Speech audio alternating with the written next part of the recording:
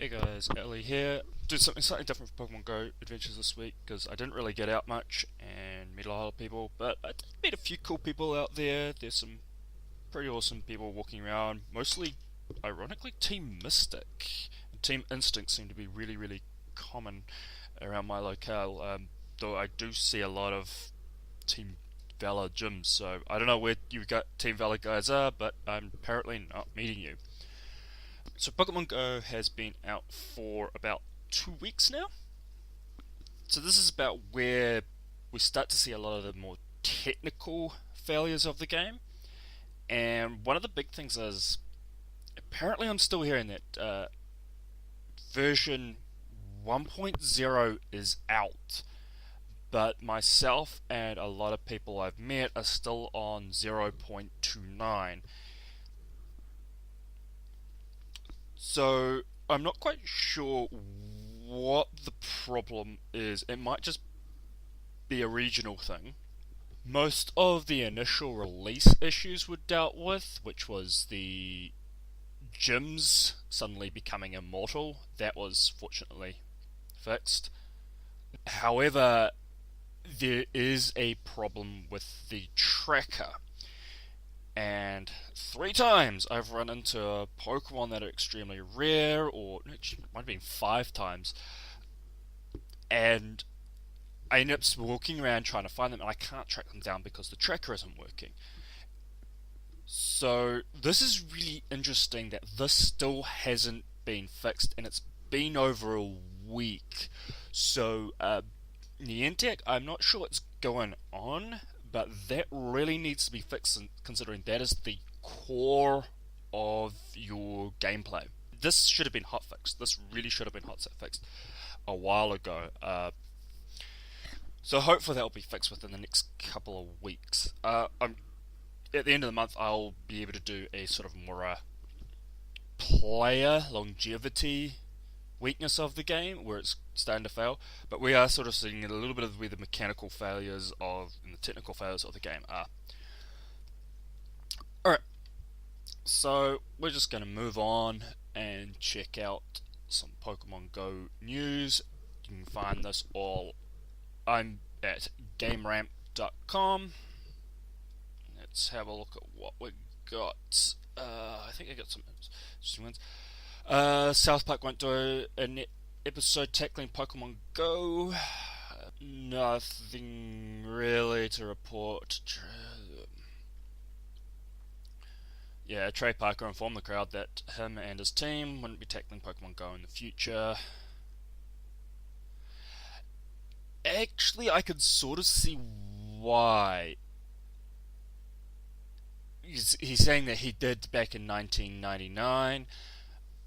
To be honest, like, I'm looking at it and going, well, South Park probably won't be out until December, and by that stage, the phenomenon will be over. So, yeah, I'm not sure why people are telling them to go do this. I mean,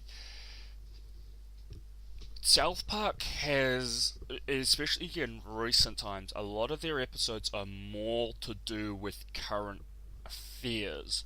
So, and it's usually around that summer period, summer winter period. More recent South Park episodes starring YouTuber PewDiePie. I guess that is, to me, that is still quite relevant. So it kind of makes a lot of sense. But yeah, that's the Pokemon Go phenomenon will probably be over by the end of October at the latest. I think by that stage we'll probably be getting over the whole hype train. But we'll see the longevity by the end, halfway through next month. So yeah, I don't see why South Park would do a episode on Pokemon Go, since it will be a bit late when it's released.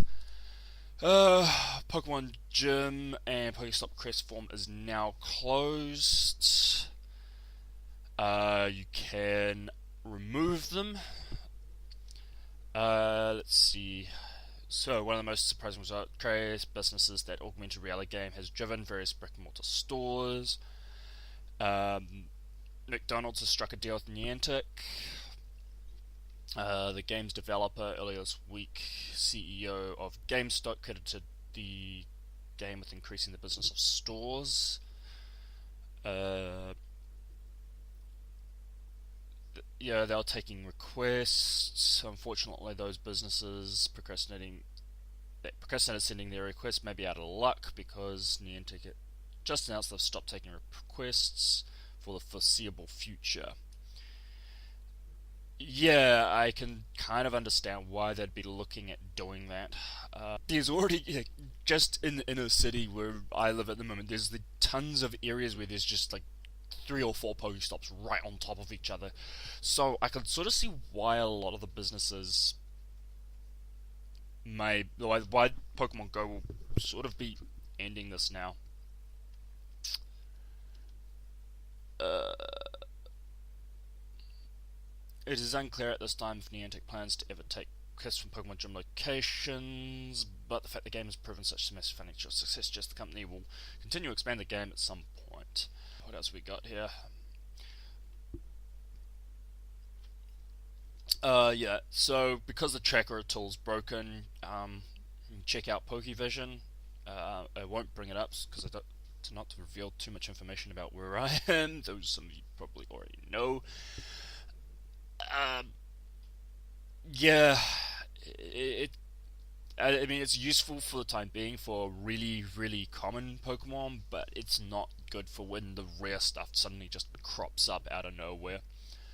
What else has been happening? Let's just quickly double check across the main page. Alright, so let's check out what's going on the main page. Latest news. Little demonstrating Pokemon. Oh my god. Specific region. It has been confirmed which were the specific regions. We'll quickly double check that. If I remember rightly, so the regional Pokemon are North America is and possibly South America will be Taurus. For Europe, you get Mr. Mime. For East Asia, you get Farfetch'd, and Australasia get Kangaskhan. Uh, yeah. So I was going to mention this. At the moment, there are also conflicting reports whether add to the collection through hatching eggs. Uh, yeah, there's plenty of anecdotal evidence going around, but given different properties of various eggs found in the game, there's always a possibility that the sheer rarity of these Pokemon means that no one has simply had the luck of the draw. I'm not quite sure. I'm pretty sure it would be interesting to find out whether or not the egg actually can still hatch. Unfortunately, the region lock. It's going to be interesting to see because I did mention this where the trading where I expected like a lot more region-based Pokemon where you could start trading them, but the fact that there is only 4 regional-based Pokemon kind of defeats the purpose. The other is it's going to be interesting to see how the trading will work as a result now, simply because we don't quite know whether or not you have to be in the same proximity or whether or not you can do it over the internet. Alright, let's have a look. What else? We got teens crossing the border. Not really that interesting. New features now.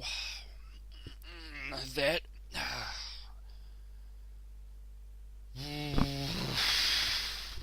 I'm going to talk about that maybe in the next episode. I'll talk about the new longevity of the game. Maybe that might be an article we'll talk about then. But I won't talk about it now. I think that's something I'm going to sit down and do later. Pokemon Go player catches every Pokemon. This is a little bit of a clickbait article, but whatever. Read into it. Anyway, This is interesting because it says he's caught all 142. Now, that's one all 142 available in America, so it's excluding the legendaries, which is Articuno, Zapdos, Moltres, Mewtwo, and Mew, plus Ditto, because we haven't had any word on what is going to be any information on those Pokemon. But it's also not including the three region locked Pokemon for America. So we don't. So I'm sitting on the fence as to really go, oh, well, they haven't actually caught all the Pokemon because we have, as far as we know, the region locked Pokemon are available via egg. Um,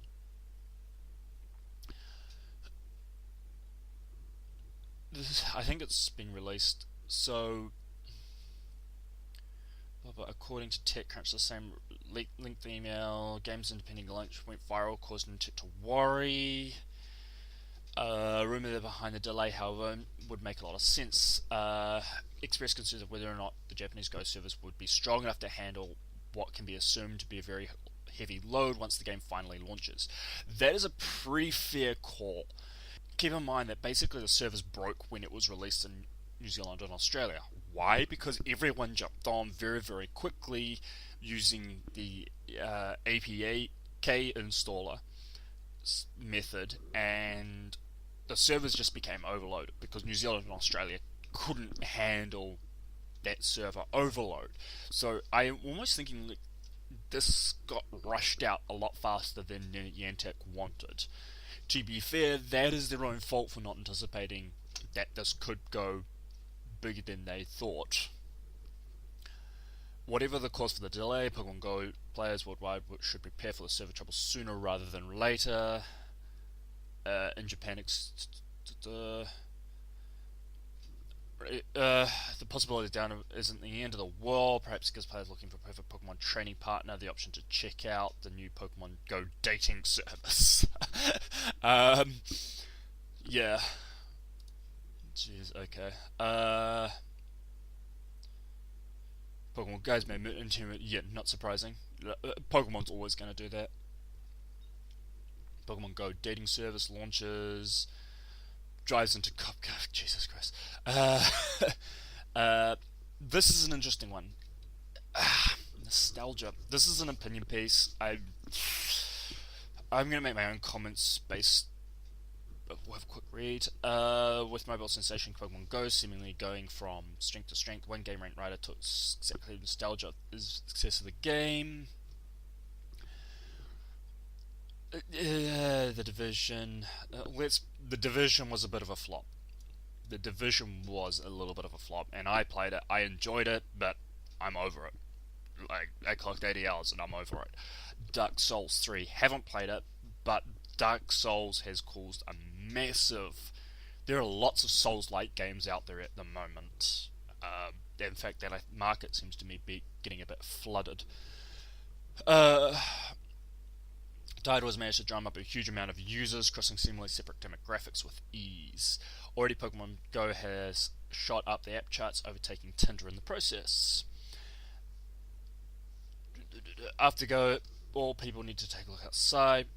Descending in Central Park, players travel as far hunting as far as Area 51.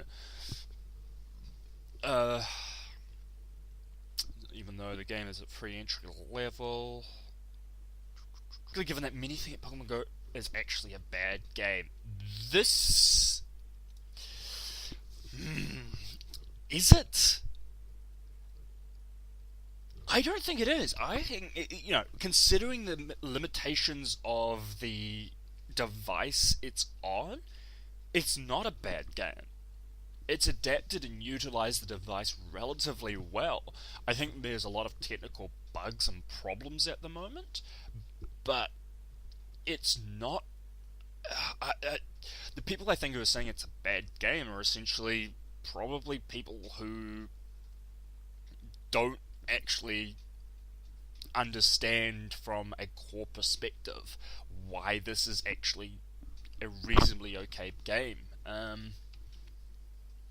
explained it in my last episode actually why it's it's a decent game. Or like, I've explained it somewhere before. It might have done it in my quick review. I'll link that below. However, some long-term Pokemon fans have also been a little bit disappointed with the game. Some point towards a lack of Pokemon, others than those from the first generation. Oh, actually, long-term Pokemon fans, to be honest, this is I don't think that's the case. That to me sounds very much like speculation. Most people I know who are avid Pokemon fans don't really like much outside of the first generation, and I think it's very good that they've only focused on the first generation because, again, I will talk about this later, but it's to do with the longevity of the game. Rather than an oversight, however, this is no doubt deliberate choice from Nintendo. Pokemon Go may miss out on any Pokemon that are not native to the Kanto region, at least now, but it's likely more game enticing prospect gamers. The reason for this is sheer pop culture impact around the 150 Pokemon, or put it in nostalgic power. No. If you're going to start off with Pokemon and you're not going to put all 700 odd Pokemon in all at once, then starting off with the original 150, or the original 151 to be precise, is the way to go. Uh, if there's a strong argument that nostalgia drives the game. Plenty of Pokemon guys haven't played a game in the main series since the first and second generations of the franchise. That, yeah, okay. So to put a bit of a twist on that, this is where I think it's not. It's a little bit nostalgia, but it's not quite. Got to remember the first and second generation. They came out in the 90s slash early 2000s, and during that time, being a gamer wasn't exactly cool.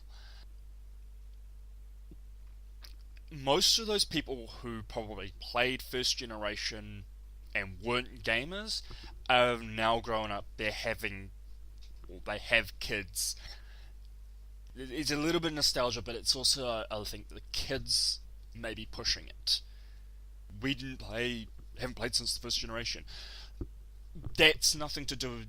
To me, that's nothing to do with nostalgia, because the only reason they didn't play any of the later generations is because they aren't a core gamer.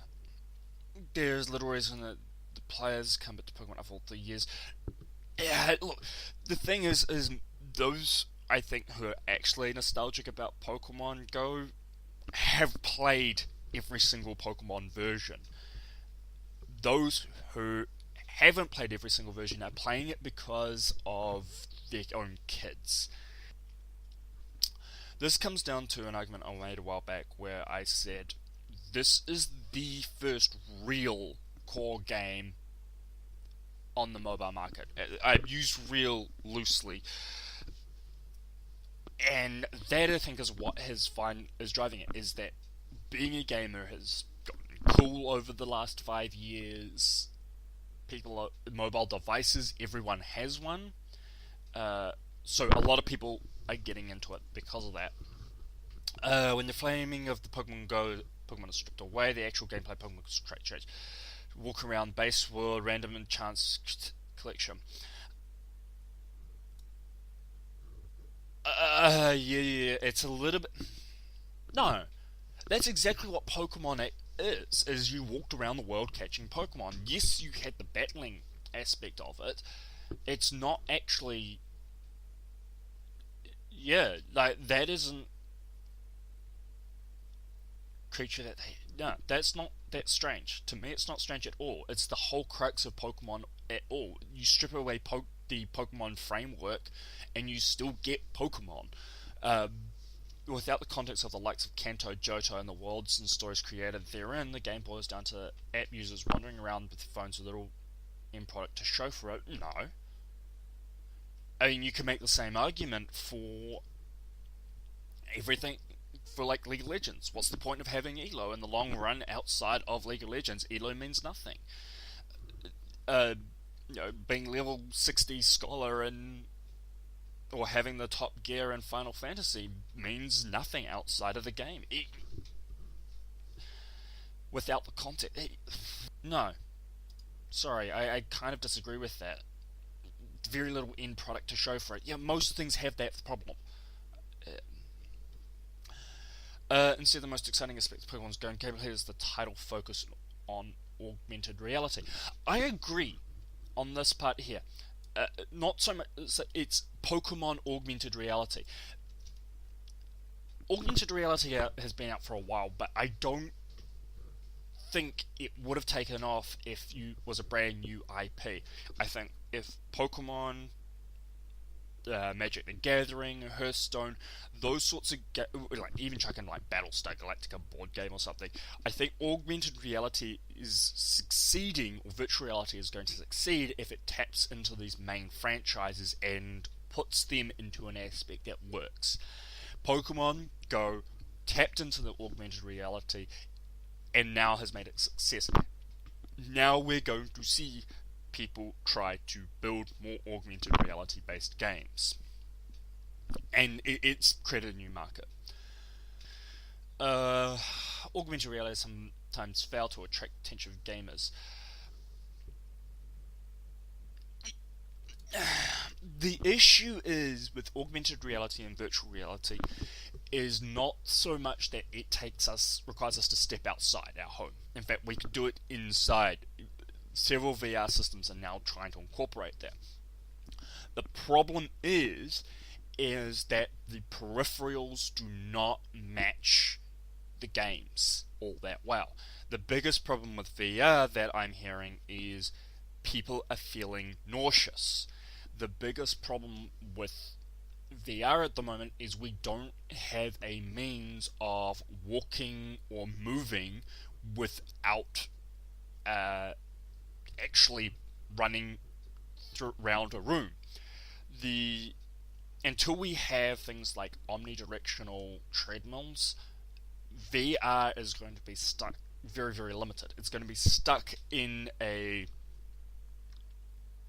very much strict environment. Look at a lot of the shooters that are coming out for VR. They're not moving. They're basically a shooting range. Flight sims, racing car games seem to be okay. Most of the VR games can actually be done without VR. That's the current problem, is that VR is lacking the peripheral devices. Augmented reality, on the other hand, doesn't need those same peripherals. And the problem is that it's not so much that we don't actually have to get out of our home to enjoy VR. Stick Magic the Gathering on the table or Hearthstone on the table and you can do it. Board games could work with augmented reality. The reason that it works on the phone is everyone has a mobile device, so we can augment the world around us virtually through your phone. That's why this takes you outside of the house. I think that is a very, very... Sorry, but that is an incorrect statement. The big statement most of experience found in home gaming. No, I'm sorry, that's incorrect. You can still do your home gaming in augmented reality because you don't need the peripherals that VR requires. VR still has a long way to go. Augmented reality, we could actually incorporate a lot of that, but most of the big markets haven't tapped it yet. The ideas of an offline with the AI game. No. Again, AR can align with AAA gaming. If you say go down along the lines of Hearthstone, go along the lines of Magic Duels, or something like that. Augmented reality can work with AAA titles, it's just that no one's tapped the market. The mobile market is not exactly known for extravagant ideas as GPS titles where time, patience, and effort is required.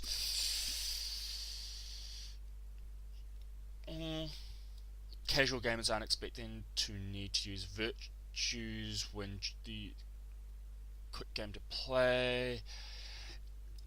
The problem is that it's the free-to-play model.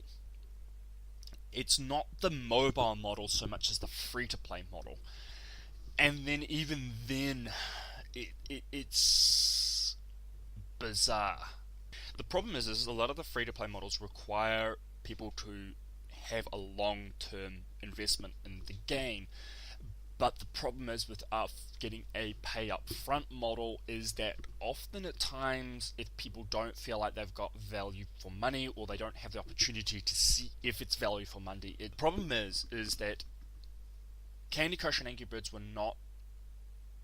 do not just require a spare couple of minutes to flick of the hand. It's that most free to play games require you to invest a lot of time or invest a lot of money to quickly get the content.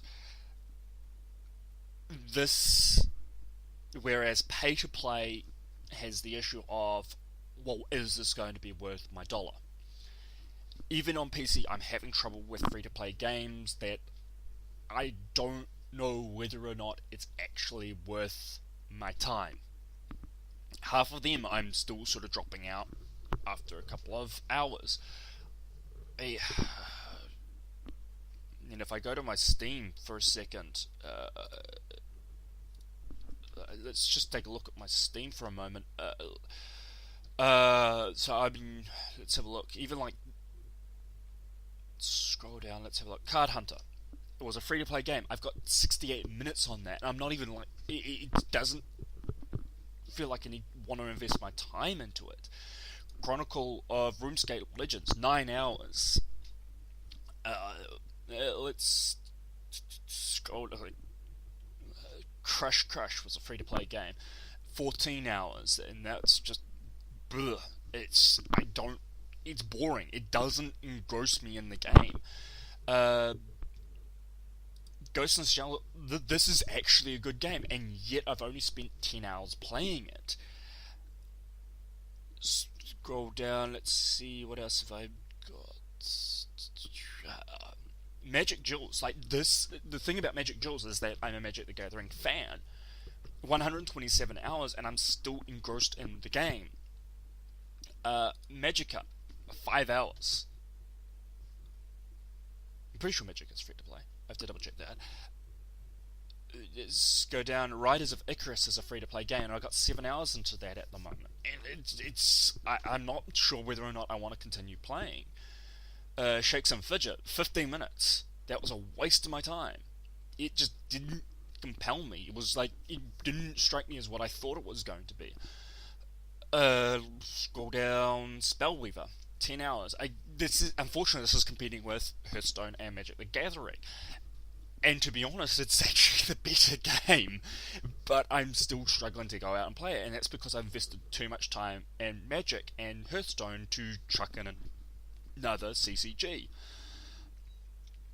What else have we got down here? I'm currently playing Vindictus. 5 hours, and I picked it up literally 2 days ago, and it's enjoyable. It's actually a good game. I think I'm going to continue playing it for a bit longer. Wakfu, again, another one, 5 hours. Didn't really engross me for a long period of time, and yet I love the animated series. It's actually a cool game, but I just don't have the feeling of investment. Warframe, 43 hours, and I stopped playing that because it started to get on my nerves when I had to actually feel like I paid money for stuff that was basically ended up going to a pay to win. This is the thing. As soon as you feel like you've got to pay money for the game,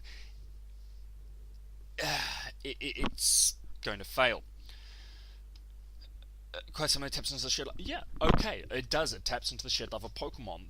I think in some manner it is a little bit to do with, oh, my friends are all playing it, I have a mobile device.